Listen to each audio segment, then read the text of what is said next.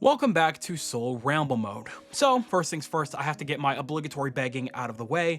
I would love it if you guys could do me the greatest favor of dropping a like and a comment and consider of subscribing and maybe dropping a hype on the video.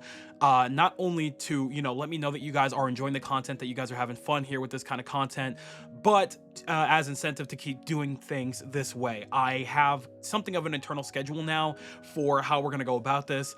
On Wednesdays, that's when we're going to have our regularly scheduled, like heavily edited and scripted videos. And then Thursdays and Fridays are going to be our ramble modes where we talk about whatever we want, right? So that being said, once again, I would very much appreciate if you guys could drop likes, comments, hypes, and subscriptions for the channel to let me know that you guys are enjoying it, because that supports the channel a lot. And again, I want to make sure that we have a solid giveaway for Pokemon Winds and Waves when we do know when pre-orders open and stuff like that. So if we could get the channel to 11K before that happens, we'll make sure it's nice and smooth. Okay, cool. That being said, we have something to talk about. Now, since I've started doing ramble mode, I've just been thinking about general topics that I didn't really feel needed super lengthy, heavily edited scripts for, right? But here's the thing, I completely forgot the possibility that I now have access to do news related stuff within the community and with general Pokemon related stuff, right? And because of that, now I could keep up to date with a lot of this stuff and actually make content on it, right? And that's amazing. So what we're gonna do from now on is definitely maybe try, if we have any major news or stuff like that that's coming out throughout the week, we'll definitely talk about it in ramble mode videos, unless it is something major and critical that absolutely desperately calls for a fully edited script, right? Now, the thing that's been circulating for the last day and a half or 2 days at this point is the major rumor that we are receiving the Generation 3 ports for Nintendo Switch at some point this year. Now, I wouldn't be all that surprised given the fact that GBA is something that's, readily available on Switch Online. We have access to GBA, related titles and stuff like that. We haven't hit DS yet or anything like that, which is probably why, which is definitely why we haven't gotten, like the Gen 2 remakes and stuff like that, which would be the most optimal way to play Generation 2, because otherwise they would have to just port over Pokemon Gold, Silver, and Crystal, which, after porting over Fire Red and Leaf Green, feels like a little bit of a step backwards, right? So they probably wouldn't do something like that. So for now, it does make sense that they would port the next major Game Boy titles in the series being Generation 3 with Ruby, Sapphire, and Emerald, right? And that's great. That's great for a lot of reasons, right? However, there's been a lot of talks about different good and bad aspects of these things coming to fruition, right? So naturally, I have compiled a little, very tiny, like good and bad list of things that could come out of these ports. And, I'm sure if you've played the Fire Red and Leaf Green ports, or you've seen the the come up of the Fire Red and Leaf Green ports, you probably have a good general idea of what I'm about to say. But, I still think that is worth a conversation now that we have seen the outcome of the Fire Red and Leaf Green ports, right? So that being said, I've compiled the list. I'm gonna move it over just a little bit so I can actually see it and have it in front of me, and we're gonna talk about that. So as per usual, we're gonna start with the positive aspects, right? First positive, first and foremost, most obvious, is going to be the preservation aspect. We have a major preservation issue when it comes to general media, right? This is a big general thing. I'm not even just talking about video games at this point, but like with movies, with books, with everything like that. There's a lot of things happening in this country, very backwards things that I don't approve of, that are making it so that it is just much harder to access, physical media, or rather it's much easier to access digital media, and it's kind of siphoning out physical media, which is not a good thing, because digital media, the problem with that is that it could disappear at any given time. You never know what could happen to make everything just wipe itself off the face of the earth, and then it's just all gonna completely disappear, and there's nothing we can do about it. It will be completely lost media. There's a lot of things that play into that, which is why there's such a massive and heavy, there's lawsuits and so many issues going on with Sony and PlayStation's decision to walk back having physical media going past 2028, right? So the fact that we are getting Pokemon, if this is the case, you know, again, because it is just a rumor after all, but I wouldn't really put it past them.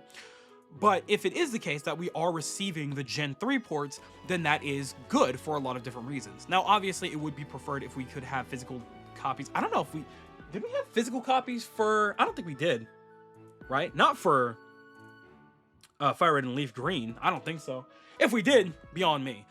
Regardless, though, one thing a lot of people were hoping for since the Switch came out was ports like this, and that we could get like a collection of the Game Boy era through, you know, physical media and stuff like that.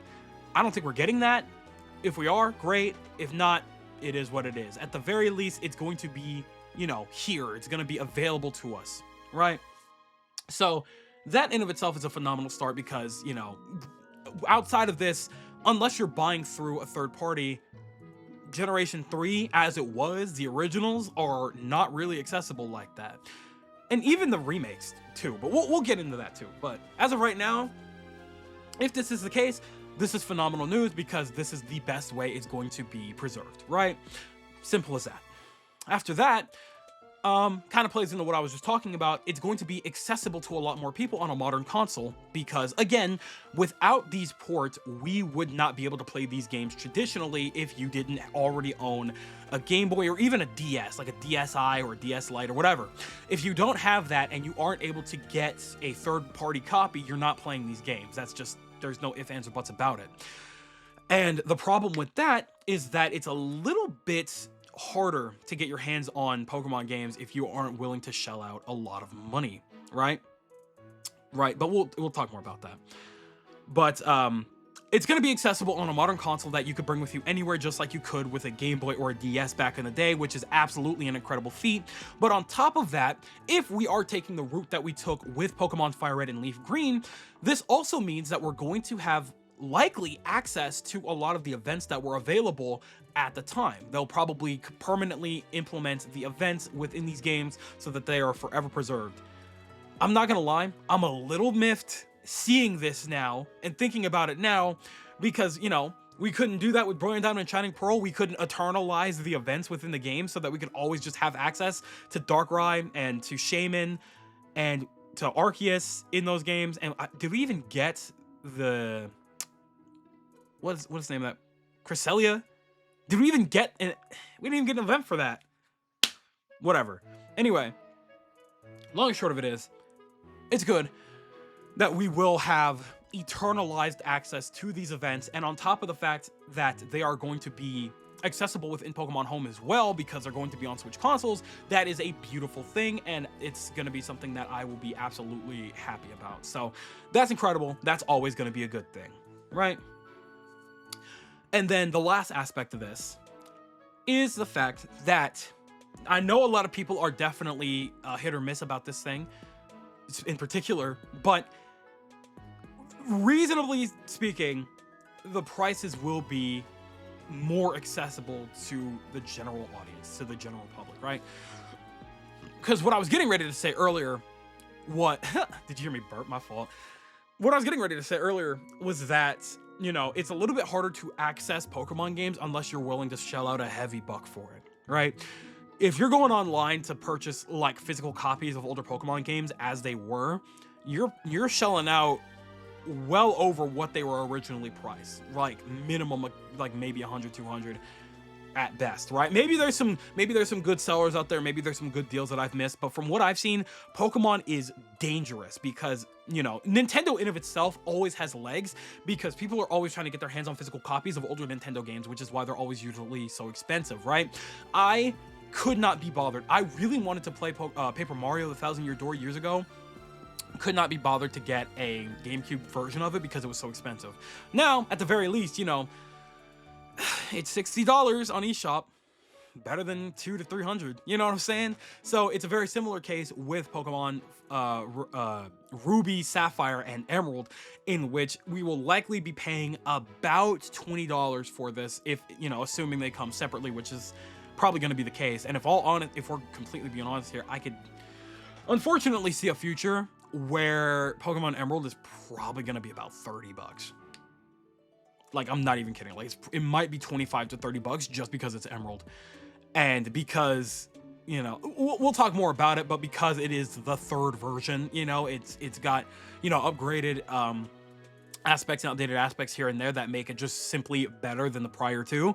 So I would not be shocked if it were just a little bit more on the pricier side. But even then, 20 to 25 to 30 bucks for these games is still much more reasonable than what we would have been paying if we were to try and get them on eBay or Amazon or whatever from third-party sellers, right? So overall, it is at the very least probably for the best that we at least get them this way. Again, physical copies would definitely be a better way to go about this. Hopefully, maybe down the line, if we don't already have physical copies for Generation 3 as a whole, including Fire Red and Leaf Green, hopefully maybe down the line we could get that, because I feel like that's just an easy win, right? So that's where my head is at with that. Overall, there are a lot of good aspects to be had about the fact that these games are coming to Switch, if that is the actual case here. Before I flip over to the other side here, I just want to make it known that I actually did look up to make sure I wasn't crazy, that there wasn't physical, like, copies of Fire Red and Leaf Green Switch ports. There's not. It's just game key cards, which is stupid. Actually, is it even that? It's just whatever. Key cards are stupid, but, you know, it's something, I guess. But I would definitely prefer if we had physical copies of it, but I guess they're not going to go out of their way to manufacture that, even though, frankly, I feel like they would make so much money off of that. But I guess that'll probably, you know what? That's the first negative.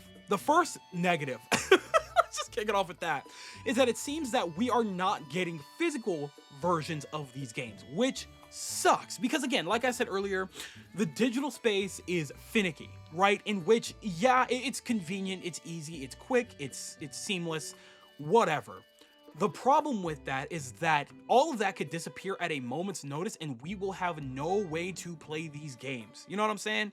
So if something happens with the servers and everything like that, things go down, there might be a situation in which we just do not have access to be able to play our games, right?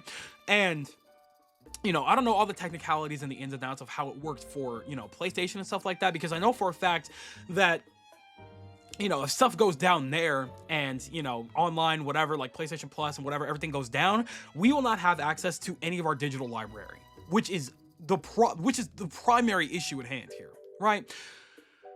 Long and short of it is, because, you know, I don't think we need to get into the meat and potatoes of it. The long and short of it is that it would be preferred if we could have physical copies of these games so that we could really have them genuinely preserved forever so that we will always have a way to play them. But that's not a guarantee, and that's not something that we can, you know, bank on. And it's more than likely that we're probably going to have a very similar situation to Fire Red and Leaf Green, in which we have game key cards, if anything, and that's all we're working with. And that's, I don't even think that's like a worldwide thing. I don't think that's out in the, I'm in the US, so I don't think that's going to be a US thing. But regardless, I don't know.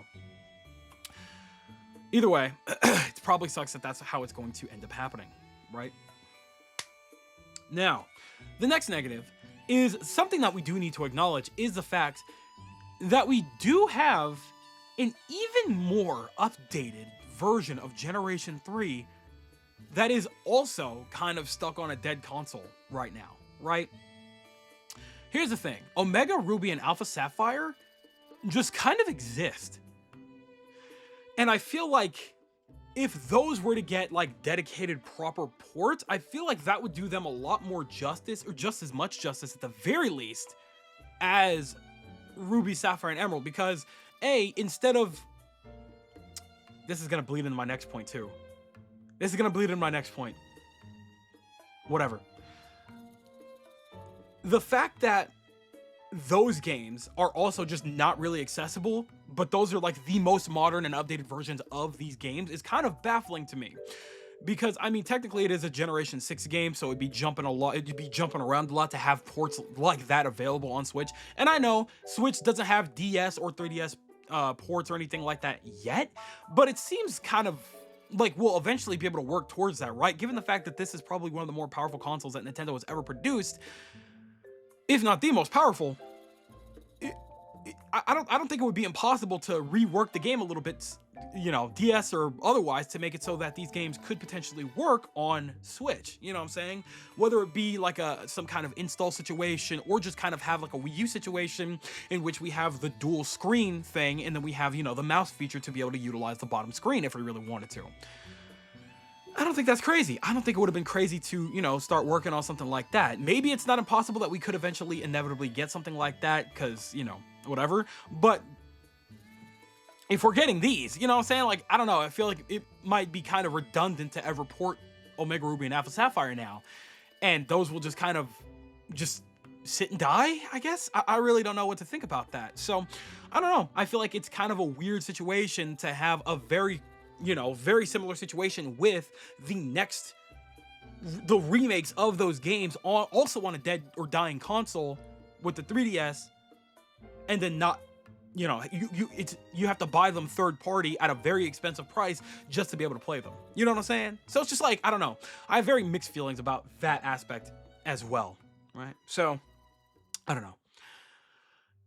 What I was going to say that bleeded into my next point is that this would kind of help also alleviate the situation that they have, specifically retaining to Pokemon Emerald, in which, like I said, Pokemon Emerald is the third version. It is the best version of Ruby and Sapphire. It is the third ultimate version of Gen 3, or, you know, the flagship titles of Generation 3, right?